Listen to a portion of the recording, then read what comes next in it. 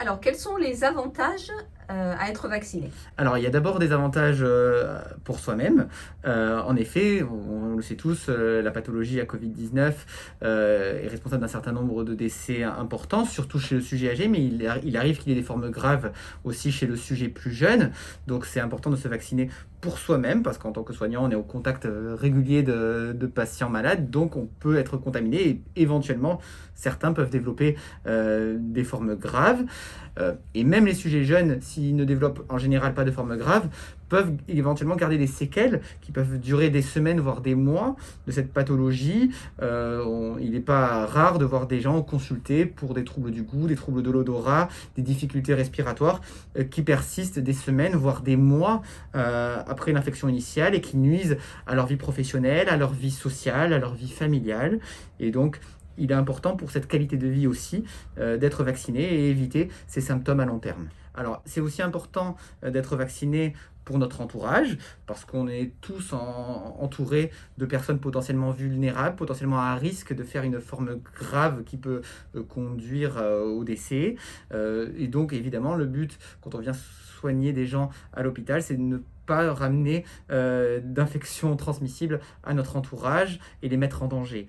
Donc, et ensuite, évidemment, c'est aussi pour les patients dont on s'occupe, pour déjà ne pas être malade, pour pouvoir continuer à les soigner au mieux dans cette période, et surtout pour ne pas les contaminer. On sait que on a des données sur ces vaccins qui suggéreraient également que le risque de transmission serait réduit grâce à la vaccination.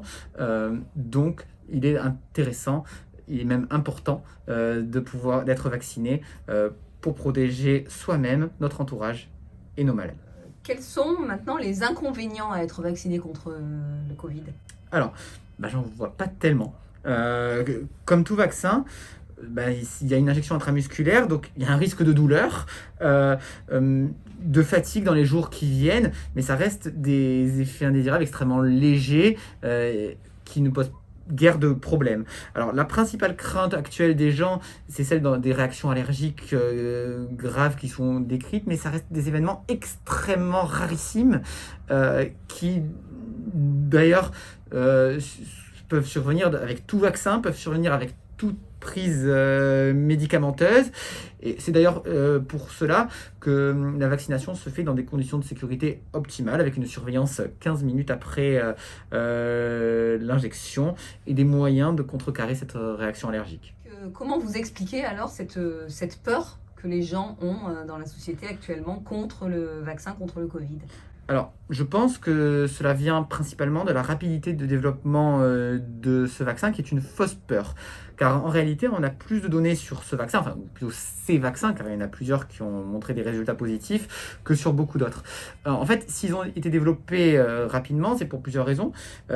Déjà parce qu'ils ont pu inclure beaucoup de patients, souvent dans leurs essais cliniques, et également parce qu'il y a eu beaucoup d'infections dans un contexte de pandémie, ce qui explique la rapidité qu'il y a eu pour montrer une différence d'efficacité entre ceux qui étaient vaccinés et ceux qui ne l'étaient pas, car ceux qui ne l'étaient pas ont très vite développé beaucoup d'infections, car on était en contexte de pandémie. Alors, à titre de comparaison, nous en pneumologie, on utilise beaucoup les vaccins contre le pneumocoque, qui ont mis beaucoup plus de temps à être développés, mais avec pas beaucoup plus de recul en réalité, parce que s'ils ont mis beaucoup plus de temps à être développés, c'est parce que le temps pour montrer une différence d'infection à pneumocoque entre ceux qui étaient vaccinés et ceux qui ne l'étaient pas, comme les infections surviennent de façon beaucoup plus rare, a été beaucoup plus long. Donc, rapidité dans le temps, oui, mais pas en termes de quantité de patients.